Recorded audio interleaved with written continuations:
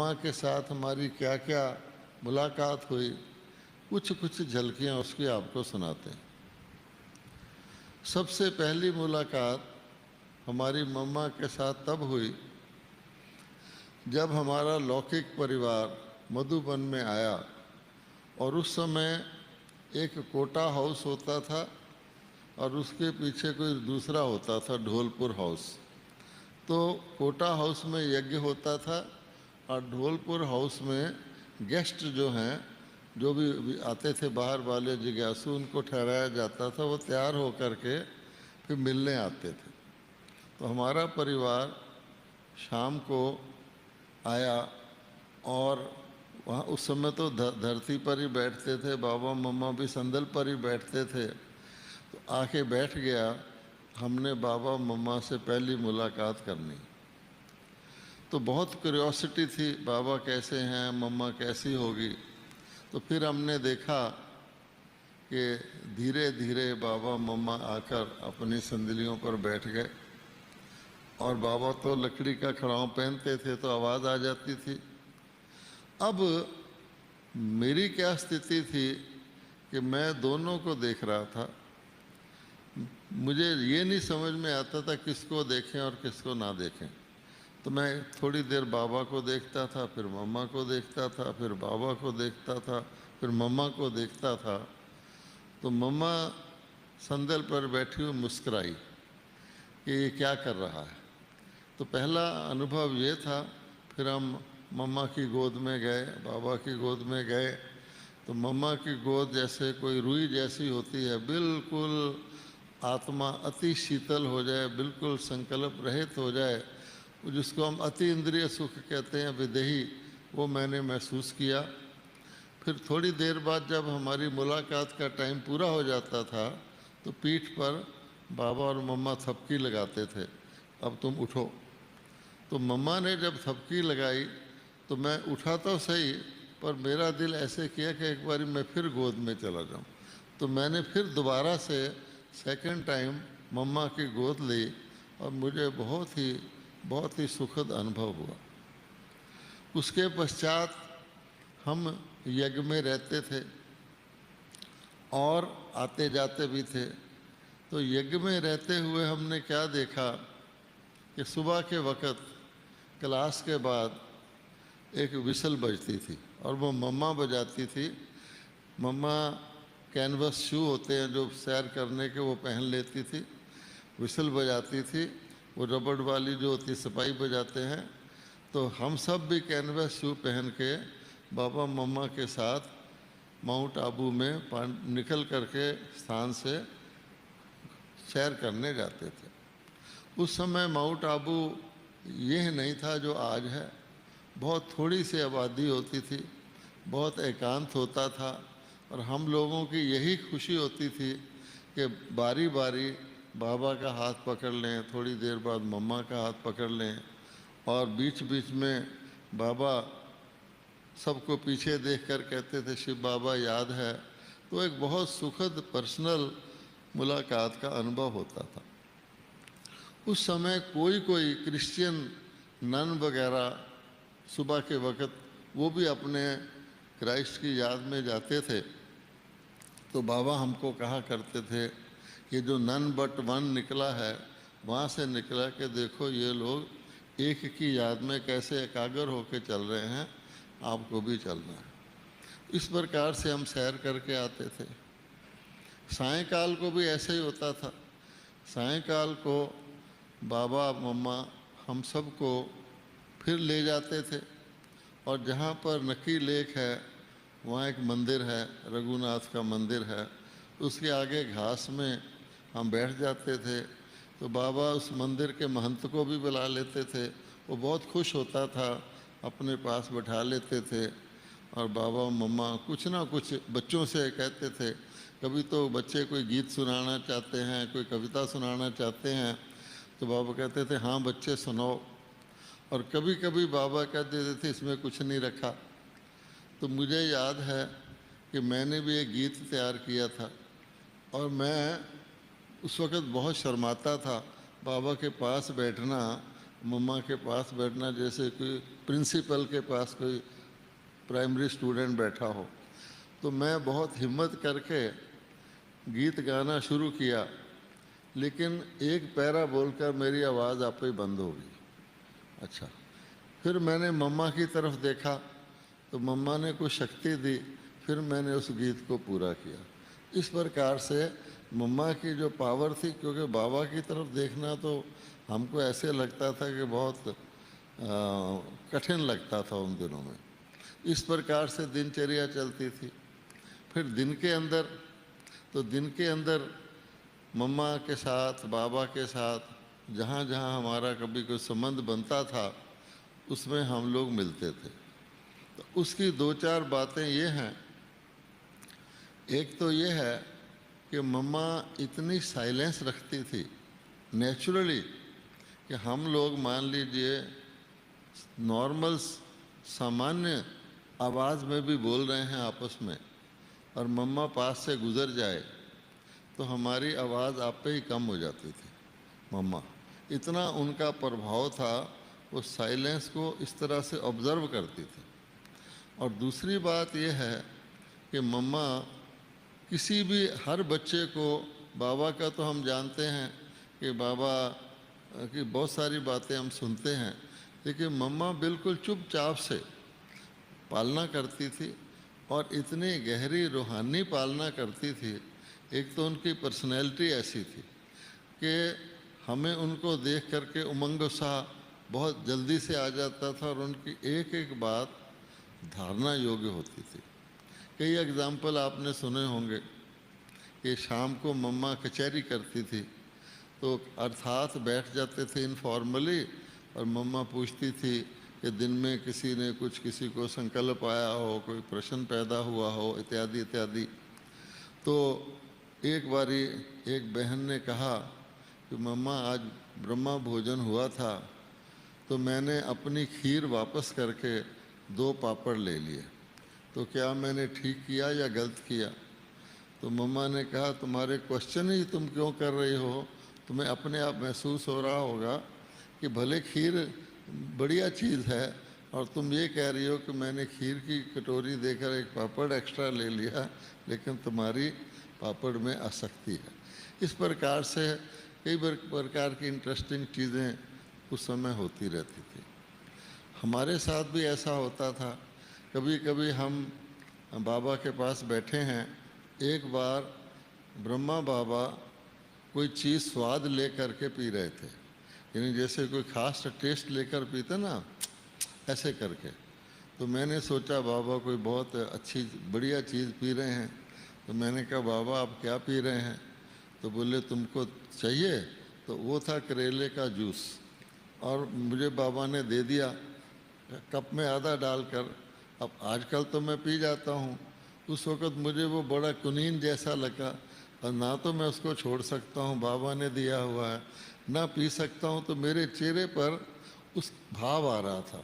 तो पास से मम्मा गुजरी, तो मम्मा ने पूछा कि भाई क्या बात है बच्चा? तो मैंने कहा मम्मा ये बात है। तो कहती अच्छा तुम छोड़ दो। इस प्रकार से मम्मा हमें बचा भी लेती थी। और बाकी ये है कि जब से बाबा ने मम्मा को मम्मा बनाया, मम्मा का टाइटल दिया, सब जानते हैं कि मम्मा छोटी आयु की थी, मम्मा एक कुमारी थी, लेकिन मम्मा को बाबा ने जो भी कहता था उसको एकदम उसी वक़्त प्रैक्टिकल में ले आते थे। तो जिस दिन बाबा ने कहा मम्मा है, तो मम्मा ने सचमुच मम्मा ही अपने आप को मान लिया। और वैसे भी व्यवहार में बाबा भी उनको मम्मा कहते थे, मम्मा की माता जी भी मम्मा कहती थी, हम सब मम्मा कहते थे, कहना और बात है, लेकिन सचमुच मम्मा ने वही रूप धारण कर लिया। और हम सबको बड़ी उम्र की बहनें भी थी, आप सब जानते हैं, बच्चों की तरह ही, जैसे रूहानी बच्चों की तरह ही ट्रीट करने लग गए, और हम भी उनके आगे रूहानी बच्चों की तरह ही जा कर के उनके साथ व्यवहार करते थे। तो नतीजा आपने क्या देखा कि मम्मा की शारीरिक आकृति थी तो वो कुमारी, धीरे धीरे एक माता का रूप उन्होंने धारण कर लिया। आप देखेंगे कि दुनिया के अंदर आत्मा की प्योरिटी और बात है, लेकिन किसी की शारीरिक आकृति बदल जाए, अगर आप नोट करेंगे तो उसके बाद ब्रह्मा बाबा की भी, जब ब्रह्मा बाबा अव्यक्त हुए हैं, उनके जो आप फ़ोटो देखते हैं शारीरिक आकृति के, और जो पहले वाले फ़ोटो देखते हैं, आपको फ़र्क नज़र आएगा कि ब्रह्मा बाबा के पुरुषार्थ के रूप के और फ़ोटो हैं, लेकिन वो संपन्न संपूर्ण मुस्कुराता हुआ चेहरा अव्यक्त में दिखता है। ऐसे प्रकाशमणि दादी का भी आप देख लेंगे, उनका जो लास्ट फ़ोटोज़ हैं 10-15 दिन पहले के, वो बहुत संपन्न संपूर्ण खुशी के हैं अर्थात। और वो काम मम्मा ने उस वक़्त कर लिया जब बाबा ने मम्मा को मम्मा बनाया। इसी प्रकार से उनका आकृति बदल गई और उनके अंदर जैसे संपन्नता है वो उनके चेहरे से झलकती थी। हमें अच्छी तरह पता है कि जब हम दिल्ली में आदि आदि सेवा करते थे तो लोग हम लोगों को कुछ वैल्यू नहीं देते थे। वो कहते थे साधु महात्माओं को देखो, क्या रुष्ट पुष्ट गोल मोल चेहरे हैं, संतुष्ट नज़र आ रहे हैं, प्रभावशाली हैं, आप लोग क्या हैं। तो हम उनको मम्मा का ही फ़ोटो दिखाते थे। हम कहते थे हम लोग नई आत्माएं उतरी हुई नहीं हैं, उनकी समझ में नहीं आता था, हम तो नीचे से ऊपर जा रहे हैं। लेकिन एक हमारी ऐसी आत्मा है जिनका स्वरूप देखकर आपको संतुष्टि होगी।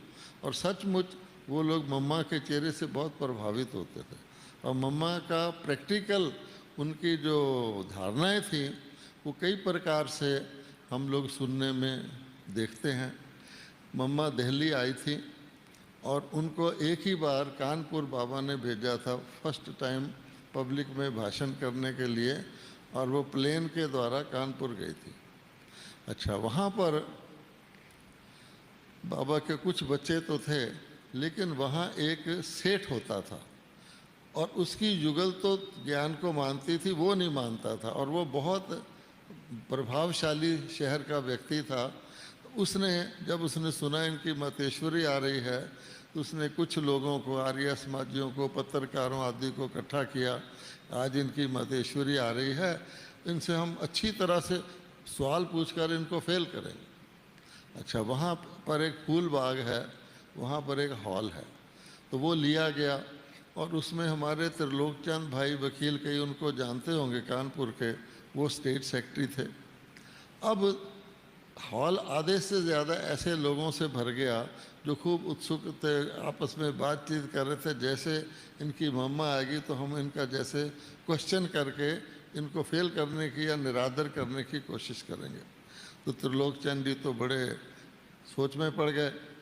आखिर मम्मा आई तो जैसे बाबा कहता है कि आपकी स्पिरिचुअल पर्सनैलिटी से आपका वातावरण पावरफुल हो जाता है, तो मम्मा बीच में आके खड़ी हो गई और उन्होंने केवल सबको पावरफुल दृष्टि दी। और उसके बाद वो लोग मूक हो गए, इतने मुग्ध हो गए, सवाल वगैरह तो भूल गए, सबको ये लगा कि हम सुने कि ये क्या कहती हैं। और उसके बाद अखबारों में बहुत ही प्रशंसा की चीज़ें आई। इसी प्रकार से मम्मा को, अगर आप मम्मा का फ़ोटो देखेंगे तो आपको लगेगा मम्मा सामने देख रही है, पीछे भी लगा हुआ फ़ोटो। लेकिन अगर आप गौर से देखेंगे तो आपको लगेगा वो ऊपर को भी देख रही है। जैसे वो आंखें खोलकर योग लगाता है, उनकी आंखों में थोड़ा सा ये फील होगा आपको। और इसकी भी बहुत सारी अनुभूतियाँ हैं। हमारे रमेश भाई बॉम्बे वाले बताते थे, एक बार मैरिन ड्राइव जो बहुत चौड़ी सड़क है, वहाँ से उनको वो कार में ले जा रहे थे और सड़क के आर पार एक बहुत बड़ा पुल था और उस पर कोडक लिखा हुआ था। उन दिनों कैमरा कंपनी थी कोडक, बहुत मोटा मोटा लिखा हुआ था। रमेश भाई ने पुल से क्रॉस करने के बाद पूछा, मम्मा आपने वो बोर्ड देखा? वो बोर्ड ऐसा था कोई देखे बगैर रह ही नहीं सकता था गुजरता हुआ। तो मम्मा ने कहा कि मम्मा कलयुगी चीज़ों को देखते हुए भी नहीं देखती, मतलब मम्मा ने नहीं देखा, क्योंकि उनकी एकाग्रता, और वो एकाग्रता आप देखेंगे कि उनकी जीवन से झलकती थी। और उसका आपको कई सारे मिसाल हमने देखे हैं। अभी भी आपने जो मम्मा के इशारे सुने हैं उसमें आपने देखा कि मम्मा ने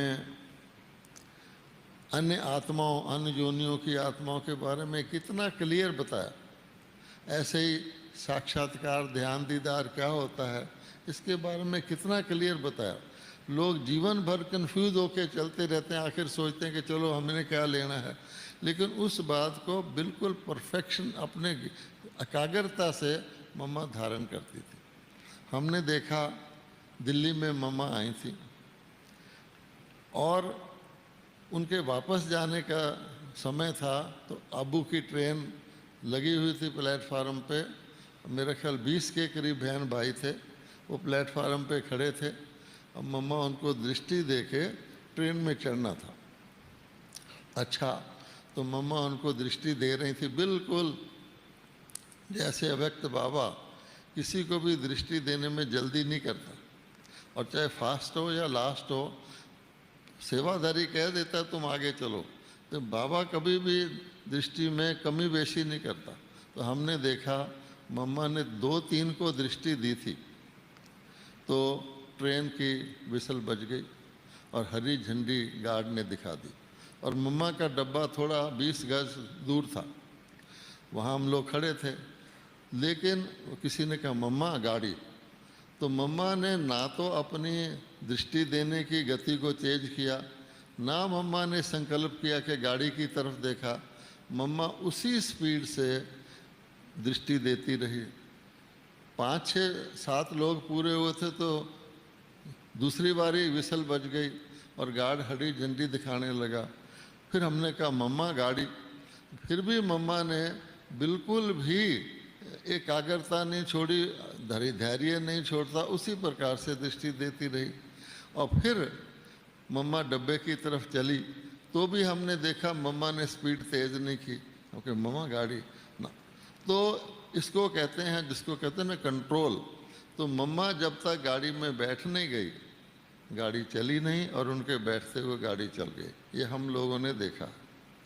इसी प्रकार से ब्रह्मा बाबा दिल्ली में आए थे तो किराए का मकान होता था।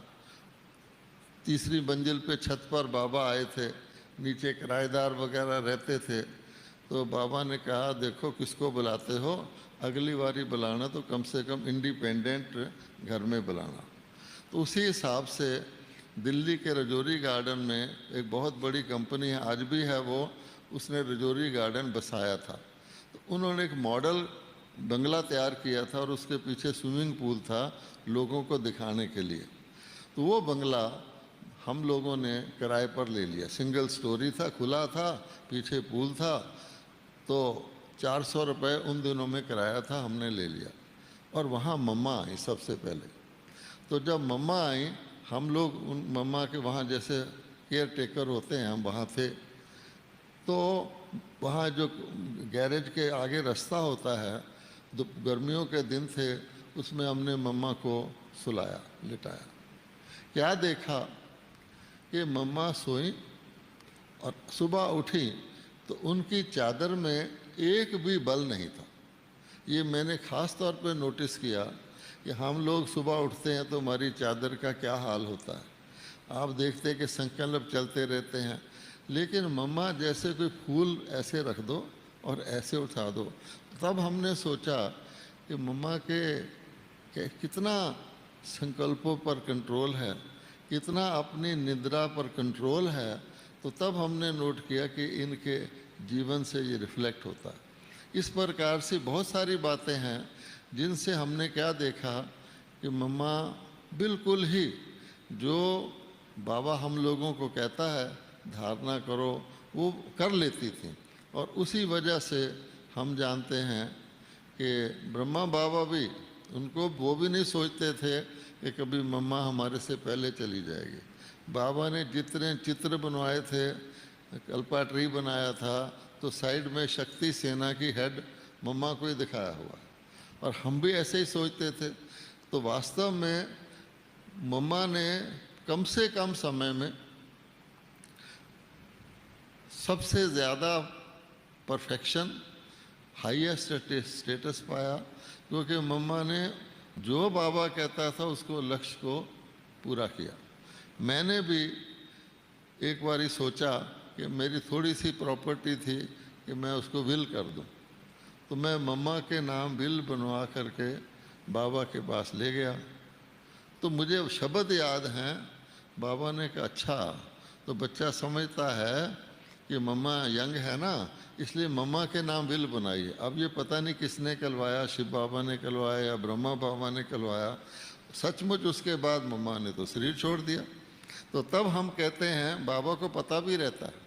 और जब मम्मा ने शरीर छोड़ दिया तो मम्मा की हमने क्या देखा, मम्मा का मैनरिज्म, यानी एक जो होता है ना दिव्यता, इतनी ज़बरदस्त थी कि क्लास में मम्मा जब क्लास कराती थी तो बाबा नहीं होना चाहिए।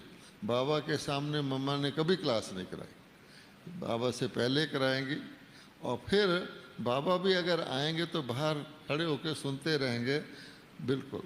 और उसके बाद जब बाबा आ जाएंगे तो मम्मा अपनी साइड थोड़ी चेंज करके, जैसे स्टूडेंट सुनता है उस तरह सुनती थी। और मम्मा के शरीर छोड़ने के बाद बाबा ने काफ़ी समय तक मम्मा का फ़ोटो संदल पर रखा था और मुरली चलाते थे। और बाबा कहते थे इनके शू में कोई फिट ही नहीं होता, मम्मा की जगह कि कोई बैठने को तैयार नहीं है, किसी को इतनी हिम्मत ही नहीं है। तो वर्षों तक बाबा ने मम्मा का फ़ोटो रख के मुरली चलाई। और इतनी नम्रता मम्मा के अंदर थी। हम लोग जैसे थे तो हमको मम्मा का लेटर आता था, तो उसमें क्या लिखा होता था, पहले शब्द होता था लाडले, लाडले ब्रिज मोहन जी। आज तक मम्मा ने जी के बगैर किसी को एड्रेस नहीं किया, चाहे वो छोटा हो या बड़ा। हम तो सिंपल बोल देते हैं ना। और उसके बाद फर्स्ट सेंटेंस होता था आपकी सेहत ठीक होगी।